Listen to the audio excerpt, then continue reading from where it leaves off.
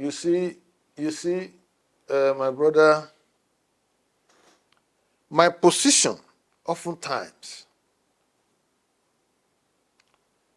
may not flow from the nexus of the popular view out there, view that are pro masses, so to speak, if you get my point. I like to always interrogate scenarios and look at factors surrounding scenarios for the kind of outcome we are seeing. In my literature class, our professor used to tell us those days that for you to look at the society, you have to determine what society is, what it ought to be, and that you have to psychoanalyze individuals who are the players that make the society what they are. In simple terms, Governor Fubara is the governor of Rivers State. He went through a process to become governor, chief of which is that his predecessor was the mastermind. For good or for bad, you must accord that man that recognition, that he played a formidable role to birth a Fubara governorship. Now, you are his accountant general. You saw all approvals. You made payments to those who payments were due. You didn't complain. You didn't agonize. You didn't remember that this is our river state. You play all along. Now you are finished. You have now assumed position of power. You now want to start venting your anger on the man who was your benefactor. I, Kassim Afegbua, no matter how unpopular my view may be, I don't subscribe to that kind of behavior. There are the people who are beating the drums for you now. Where were they when your governorship contest was in the fray? We never saw them.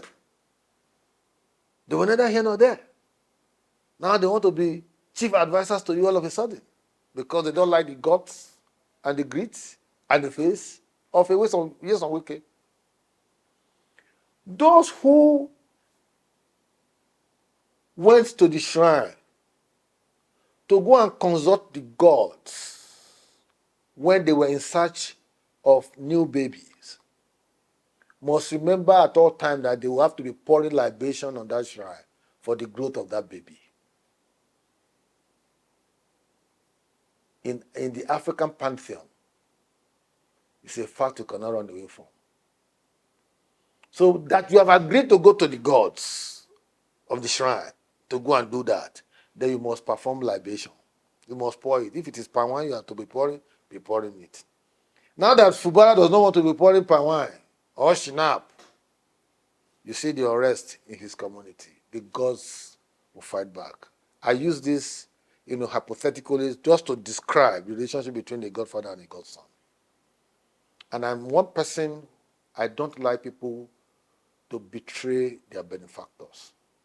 No matter how twisted the logic of godfatherism is, it's not a Nigerian word.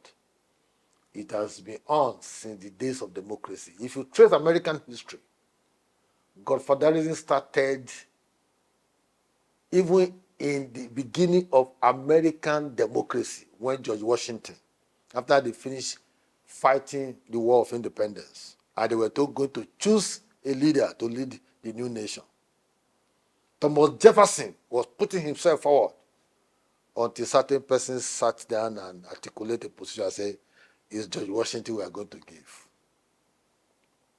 After George Washington, Jefferson thought he was going to succeed him. No, another person succeeded. I think John Adams, or Quincy Adams, something like that, but it wasn't Jefferson. So America went further to set up what they call the Jacobian Scandal Club, peopled by very top-notch politicians of the new country, of the new nation. They scandalize you if you are powerful. They do manners of things to make sure that they get their way through. So, Godfatherism has been on for years, for decades, for centuries. Nigeria will not be an exception. If you think that you cannot play Godfatherism in politics, you are joking. You better don't join it if you're not ready to pour libation to the gods of the shrine. Now, talking about the country, the president has come up with a few policies here and there, and we don't expect to see hooray or to sing hallelujah song just 1 year into his administration. To expect so much within 1 year will be unfair to him as a president and to what he inherited as a nation. But we are not going to be lamenting about the past.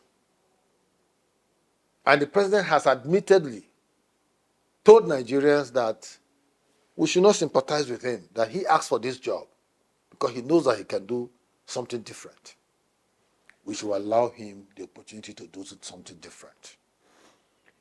It may be tough now. It may be Herculean.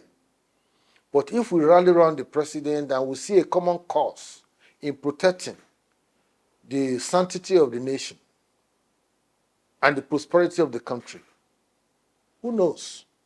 Tomorrow may just be smiling to the bank. So nations are built not just by leaders alone, but also by followers. We need to conscientize our people, mobilize them to become a rallying point around the leadership. Because public opinion are as diverse as our ethnic configurations. So the capacity or even the willingness and readiness to even support a president to achieve goals is always another issue. We're talking about civil service. They are the implementers of policies and programs. But that is the hotbed of corruption in this country.